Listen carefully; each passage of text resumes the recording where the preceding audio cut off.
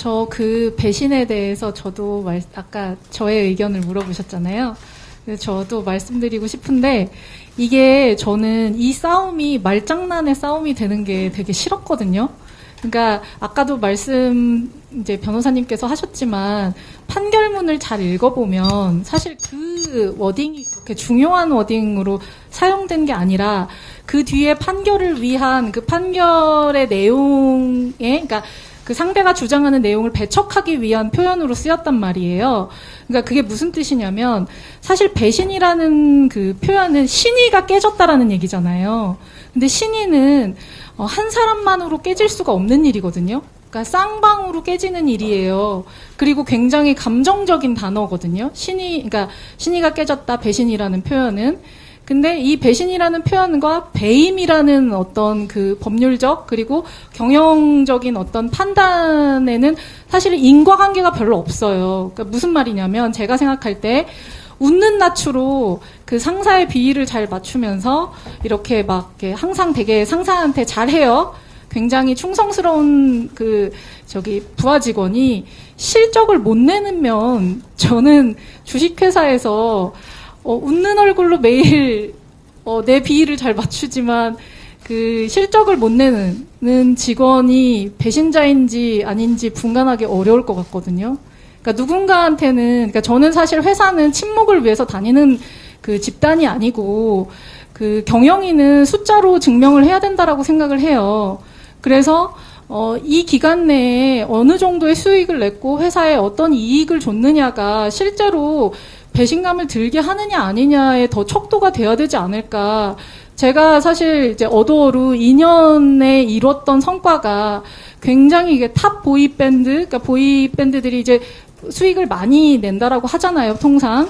탑 보이밴드들이 5년 혹은 7년 만에 냈던 성과를 이제 걸그룹으로 2년 만에 냈거든요. 근데 사실 그런 성과를 낸 자회사 사장에게 배신이라는 단어를 쓸 수 있을까? 저는 그게 굉장히 의아하고, 그리고 이런 감정적인 단어들은 의리 집단에서나 활용되는 어떤 내용이지, 이렇게 주주들의 이익을 위하고, 그리고 이제 새로운 비전을 만들어내야 되는 어떤 주식회사에서 쓰여야 하는 단어인지 저는 잘 모르겠거든요.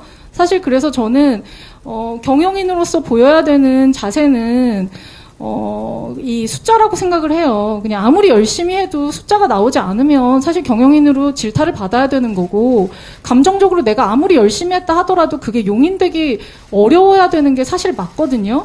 근데 저는 그런 좀 이성적인 관점, 냉정한 관점에서 이런 사안을 봐야지, 이렇게 뭐 어느 때는 감정을 적용했다가 또 어느 때는 이성의 잣대를 들이대고, 저는 그렇게 아전인수격으로 뭔가 그 상황을 바꿔서 이렇게 말을 하는 것들은 사실 다 말장난이라고 생각해요.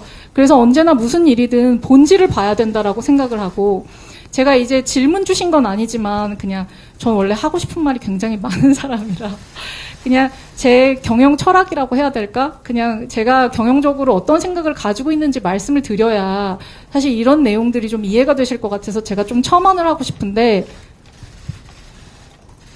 제가 지난번 기자회견 때는 굉장히 흥분했었고 분노가 하늘 끝까지 치달았었기 때문에 사실 이제 막말을 많이 했죠. 근데 뭐 제가 평소에 그렇게 또 막말을 하겠나요?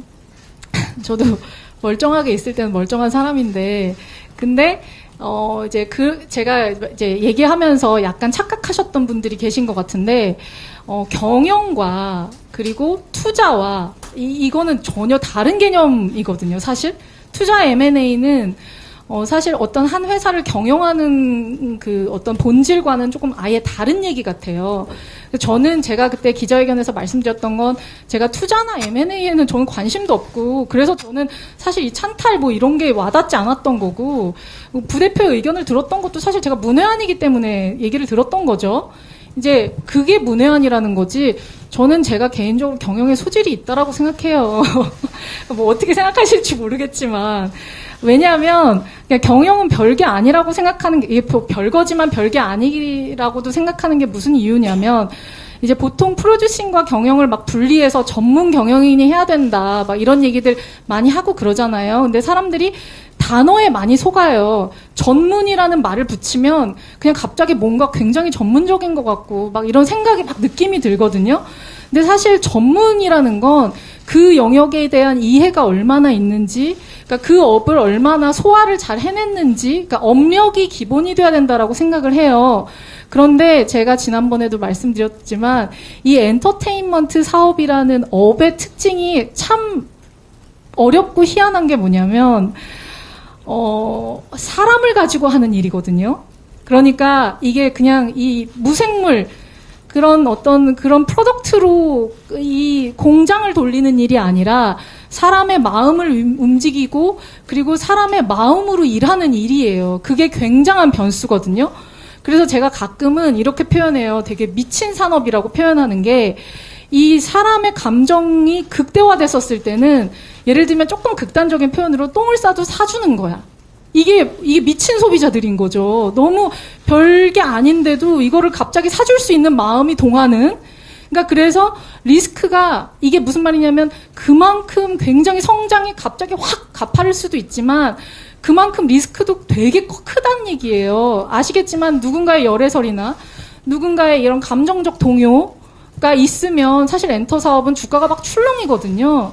근데 이런 리스크를 사실 감당하기 위해서 저는 엔터업에 굉장한 노하우가 필요하다라고 생각을 했고 제가 20년 동안 일을 해오면서 느꼈었던 게 프로듀싱과 경영은 분리돼서는 안 된다. 분리되는 순간 따로 놀기 시작하고 이게 규합이 안 된다라는 생각, 저만의 어떤 경영 철학을 가지게 됐어요. 그러니까 예를 들면 이번에 뉴진스가 그 대학 축제를 전국으로, 가능한 전국으로 돌려고 노력을 많이 했는데, 이 전국으로 돌려고 노력했었던 이 계획은 사실 굉장히 오래전에 제가 세웠던 거예요. 왜냐면 대학교들이랑도 다 얘기를 했어야 됐기 때문에. 이유는 되게 간단해요. 지방에서도 뉴진스 보고 싶어 하시는 분들이 너무 많은데, 우리는 아직 이제 콘서트를 할 만한 여건이 되지 않으니까 콘서트를 못 하니까 찾아뵈려면 이런 축제밖에 없는 거예요. 그리고 이제 대학생들이 주는 그 대단한 열기가 있거든요. 그런 열기가 우리 멤버들한테도 굉장히 좋은 영향을 주고, 그리고 이제 저희가 내년에 월드 투어를 계획하고 있었잖아요. 그러니까 저희한테는 무대를 많이 연습하게 하는 그 연습 공간이 필요했거든요.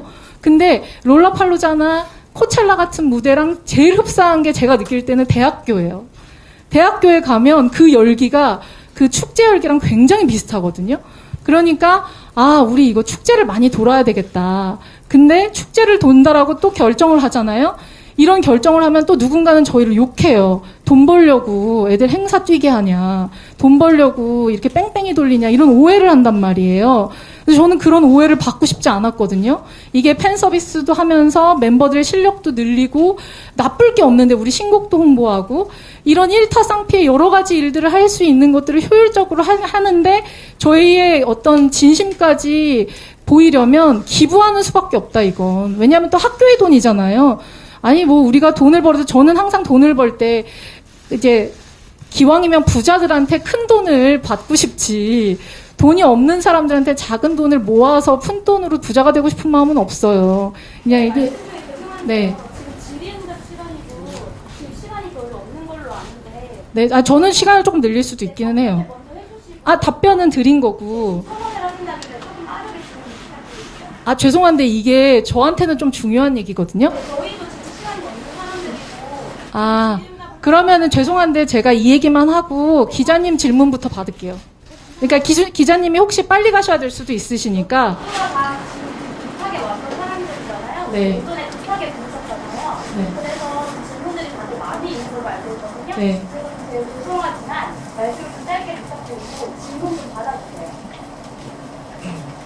근데 죄송한데 저를 혼내실 건 아닌 것 같아요. 저희도 지금 많이 못하고 궁금한 게 많아서 말씀드리는 거예요. 이게 이 질문 수가 막 정해져 있는 건 아니었잖아요. 이 내용이 사실은 되게 중요한 내용이기도 해서 제가 말씀드리는 거거든요. 그래서 저도 말씀드리는 거예요. 네. 드릴게요. 근데 일단 최대한 한번 짧게 해볼게요. 근데 아무튼 그래서 제가 이제 이런 것들을 그러니까 기부를 결정을 했었던 부분인데 이게 제가 경영인이 아니면 결정을 할 수가 없는 판단이 돼요. 이게 사실 되게 굉장히 중요한 포인트거든요.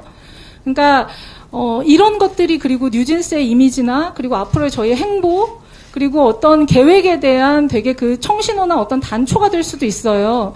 그리고 이제 이게 이 파급이 사실 이게 축제로 끝나는 게 아닌 게 되거든요. 그러니까 저는 사실 프로듀싱과 경영이 이게 맞물려야 된다라는 건 이거는 제가 아주 극단적으로, 그러니까 최근의 일을 이제 그 예시로 들어서 이제 말씀을 드리는 건데, 이렇듯이 뭔가, 크리에이티브와 그리고 돈의 영역이 사실 같이 맞물려 갔었을 때 효율이 어느 정도 극대화되느냐. 이제 이런 테스트를 쭉 해보고 싶었던 거였고, 2년 만에 사실 이렇게 최대 실적을 냈다는 건 저는 그 테스트가 성공한 케이스라고 생각을 하거든요. 그래서 사실 저희는 이미 가속이 붙었고, 이 가속이 붙은 상태에서 앞으로 이런 식의 이제 그 경영적인 효율이 더 극대화된다면, 저는 사실 어디까지 갈 수 있는지 그게 너무 궁금한 거죠. 뭐 기자님이 말씀 빨리 끝나달라고 하셨지만, 저는 사실 거의 다 끝낸 얘기였기는 했고요. 이제 그 아까 질문 주셨던 그 양해 부탁드리셨던 그 기자님부터 그 질문 받을까요? 그럼 마지막 아까 변호사님이 하셨는데 네, 다 하셨어요. 네.